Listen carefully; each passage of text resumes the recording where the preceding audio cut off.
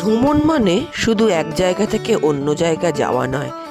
ভ্রমণ মানে নিজের ভেতরের বন্ধ দরজাগুলো খুলে দেওয়া। প্রতিদিনের অভ্যাস, ক্লান্তি, হিসেব নিকেশ, আমাদের মন যেন ধীরে ধীরে সংকীর্ণ হয়ে আসে। ভ্রমণ সেই মনকে হাওয়ার মতো মুক্ত করে। অচেনা পথ, নতুন আকাশ, ভিন্ন ভাষার শব্দ, এসব আমাদের অনুভূতিকে নাড়িয়ে দেয়। তাই দুদিনের ছোট্ট ছুটিতে আমরা চলে গেছিলাম সুন্দরবন। সুন্দরবন হলো পৃথিবীর মধ্যে লার্জেস্ট ম্যানগ্রোভ অরণ্য, যেটা পশ্চিমবঙ্গের মধ্যে খুব কমই অংশ আছে, বেশিরভাগ অংশটাই আছে বাংলাদেশে। তো আমরা যথারীতি ক্যানিং লোকাল ধরে ক্যানিংয়ে পৌঁছেছিলাম শিয়ালদা থেকে। তো ওখানে আমাদের জন্য ওয়েট করছিল সরকারদা পরিচালিত একটি লঞ্চ। তো পুরো ট্যুরটা কন্ডাক্ট করেছিলেন আমাদের সরকারবাবু বা সরকার ক্যাটারার। যথারীতি আমরা সঠিক টাইমে লঞ্চের সামনে পৌঁছে যাই এবং লঞ্চে আমরা মালপত্র নিয়ে সব উঠি। চলো তোমাদের দেখিয়ে দিই লঞ্চের ভেতরটা কীরকম।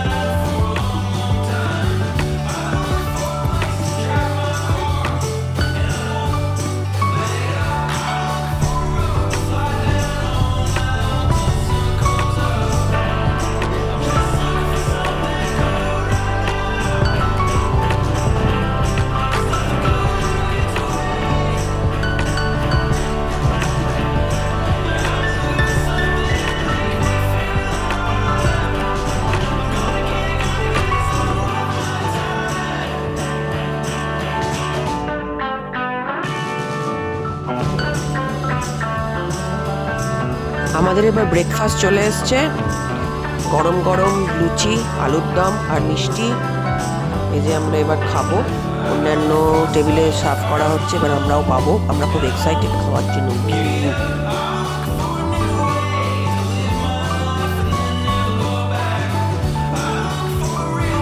ব্রেকফাস্ট দেওয়ার সাথে সাথে আমাদের লঞ্চও ছেড়ে দিল।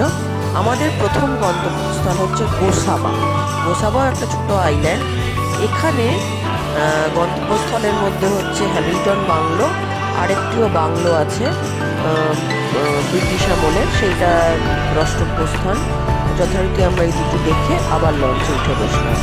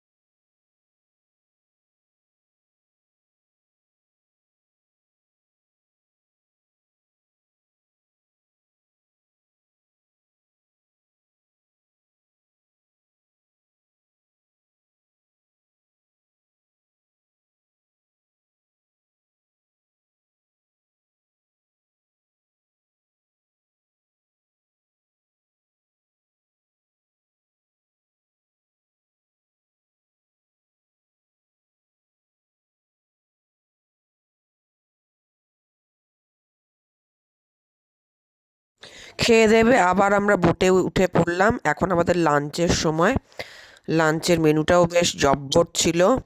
2 রকমের মাছ, ভাজা, তারপরে চাটনি, পাঁপড়, মিষ্টি, দারুণ জম্পেশ লাঞ্চ হলো।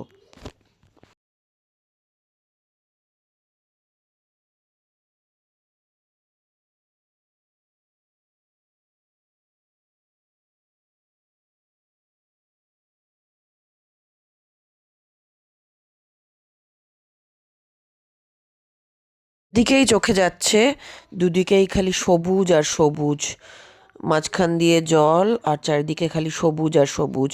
এখানকার গাছগুলোর মধ্যে উল্লেখযোগ্য হচ্ছে গেওয়া, গড়ান, সুন্দরী। সুন্দরী গাছ এখন খুব কমই দেখা যাচ্ছে, যা গাছ, আর বেশিরভাগ হচ্ছে হেতাল গাছ। আর এই ঘাসগুলো খুব উল্লেখযোগ্য ঘাস, এই ঘাসগুলোর মধ্যেই বাঘ লুকিয়ে থাকে। তো এখন যেহেতু বসন্তকাল, দেখুন কি সুন্দর সবুজ হয়ে গেছে চারিদিকগুলো।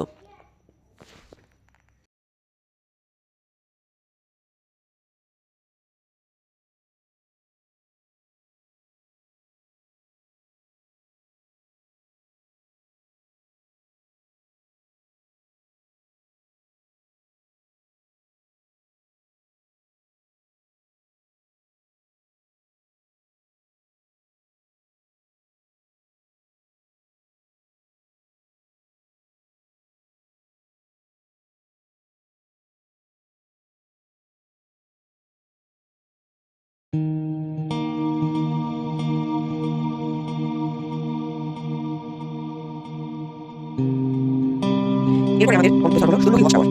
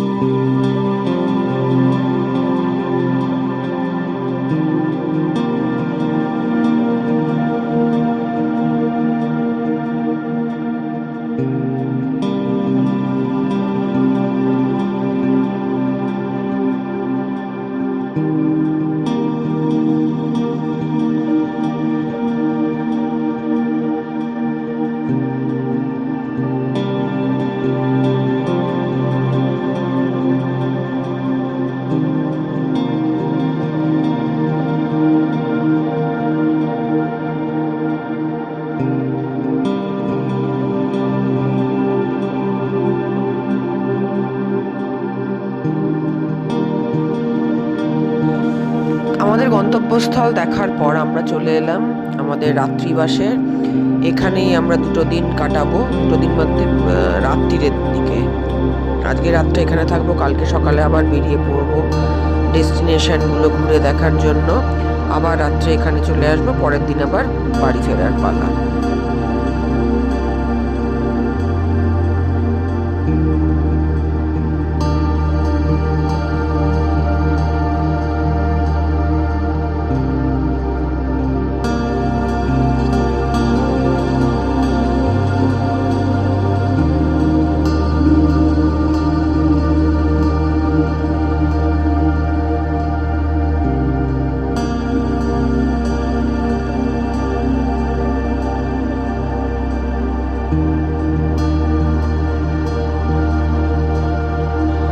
আজকে রাতটা বেশ জমে উঠেছে বাউল গানের তালে তালে।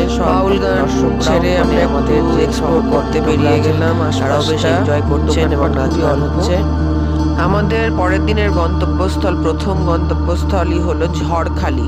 এখানে অসুস্থ বাঘদের ট্রিটমেন্ট হয় এবং কোনো জায়গায় লোকালয়ে মেনলি বাঘ যদি চলে আসে তাদের ধরে ট্রিটমেন্ট করে আবার বনে ছেড়ে দেওয়া হয়। ঝড়খালি হচ্ছে একটা কৃত্রিমভাবে বাঘেদের প্রজননও এখানে করানো হয়। ঝড়খালি যাওয়ার আগে আমরা দেখে নিলাম সুন্দর একটি লোকনাথ বাবার মন্দির।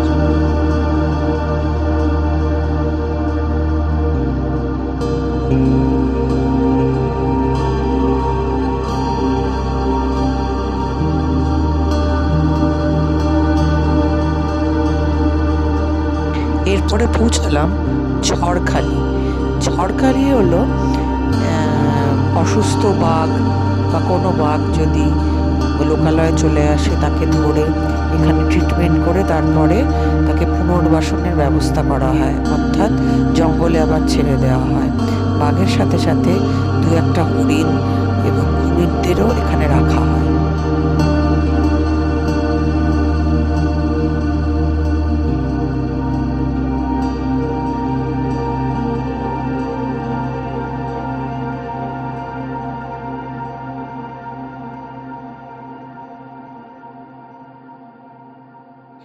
আজ তবে এই পর্যন্তই থাক। আবার নতুন কোনো ভ্রমণের গল্প নিয়ে আবার আমি হাজির হব। Thank you.